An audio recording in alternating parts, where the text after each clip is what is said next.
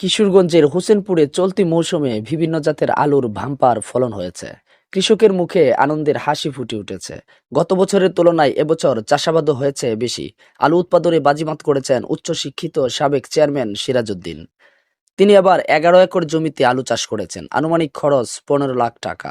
যদি ন্যায্য মূল্য পাওয়া যায় তাহলে 22 লাখ টাকা বিক্রি হতে পারে বলে আশা করছেন, যা থেকে তার লাভ হবে 7 লাখ টাকা। আমি 2000 সাল থেকে আলু চাষ করে আসছি। আমি কিশোরগঞ্জ জোনের একজন চুক্তিবদ্ধ চাষি। প্রতি বছরে নিয়ে এবারও আলু চাষ করেছি। তবে এবার আলুর ফলন অত্যন্ত ভালো হয়েছে অন্য বছরের তুলনা। এবার আলুর ফলন ভালো। গত বছর শীত মৌসুমে আবহাওয়া প্রতিকূলতায় আলু চাষে নানা ধরনের রোগবালাই থাকায় কাঙ্ক্ষিত উৎপাদন হয়নি। চলতি মৌসুমে এ উপজেলায় আলুর বাম্পার ফলন হয়েছে। আলু সংরক্ষণের জন্য এ এলাকায় একটি হিমাগার থাকলে কৃষকরা আরো বেশি লাভবান হতে পারতেন বলেও মন্তব্য করছেন আলু চাষিরা। আমি আজকে আপনাদের মাধ্যমে বাংলাদেশ সরকার বর্তমানে যারা দায়িত্ব পালন করতেছেন এবং আগামী দিনে যারা ক্ষমতায় আসবে তাদের কাছে আমার বিনীত অনুরোধ থাকবে যে প্রত্যেকটা উপজেলা একটি করে আলু সংরক্ষণের জন্য যেন কোল্ড স্টোর নির্মাণ করা হয় সরকারিভাবে।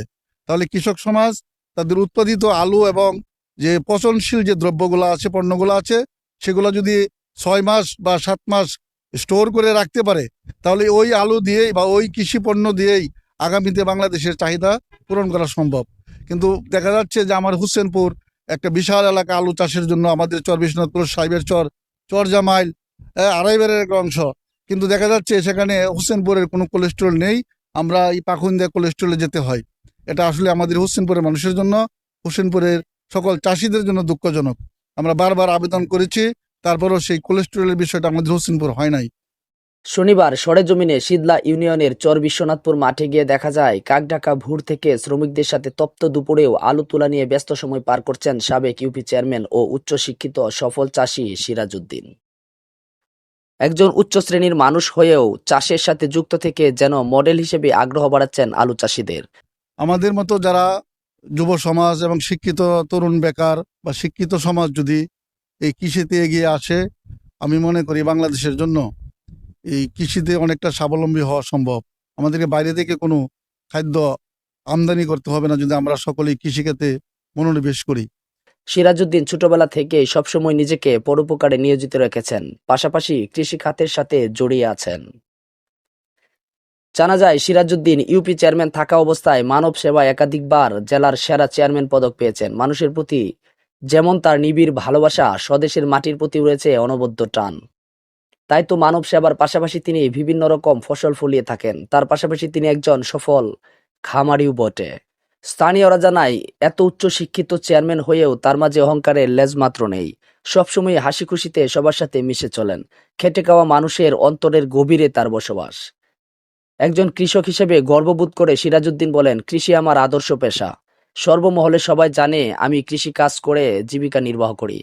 বিভিন্ন সিন্ডিকেট করে এই কৃষক সমাজকে, সিন্ডিকেট করে ব্যবসায়ীরা কৃষকের মালগুলা তারা মজুত করে এবং কৃষক উপযুক্ত মূল্য পায় না।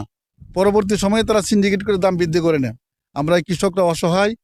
তিনি জানান, আমি যখন মাস্টার্স করেছি তখন আমাদের গ্রামে মাস্টার্স কেউ করে নাই, সেটা 1999 ব্যাচ।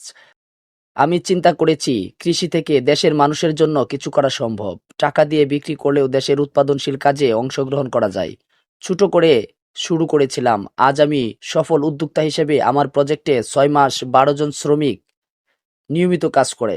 এখন চলছে আলু উত্তোলন কার্যক্রম। কিছুদিন পর হারভেস্ট হবে মিষ্টি কুমড়া। আমি আশা করব আমি এই আলু চাষ করে দীর্ঘদিন ধরে অনেকটা আল্লাহর রহমত আপনাদের দোয়া সকলের দোয়া সফলতার মধ্যে আছি। আমার সাথে যারা আলু চাষের মধ্যে আমাকে দেখে যারা উদ্যোগ নিয়ে আমার প্রতি হয়ে যারা আলু চাষ করতেছে তারা অনেক লাভবান হয়েছে। তিনি আরো জানান, ভালো ফসল উৎপাদন করে আগামীর বাংলাদেশের অর্থনৈতিক উন্নয়নে ভূমিকা রাখতে তার এক কর্মযোগ্য। আমি আশা করব যারা বেকার যুবকরা আছেন, শিক্ষিত তরুণ বেকার, তারা এই বিভিন্ন আলু চাষ সহ অন্যান্য যে টমেটো সহ বিভিন্ন ফসল উৎপাদন করে স্বাবলম্বী হতে পারবে। এ ব্যাপারে উপজেলা কৃষি কর্মকর্তা কৃষিবিদ এ.কে.এম. শাহজাহান কবির জানান, এবছর অনুকূল আবহাওয়ায় আলুর বাম্পার ফলন হয়েছে। গত বছর আলু আবাদ হয়েছিল 400 হেক্টর জমিতে, এবছর 410 হেক্টর। আমাদের অফিস সার্বক্ষণিক মাঠে পরামর্শ ও সহায়তা করছেন। মাহফুজ রাজা, মুভি বাংলা টেলিভিশন।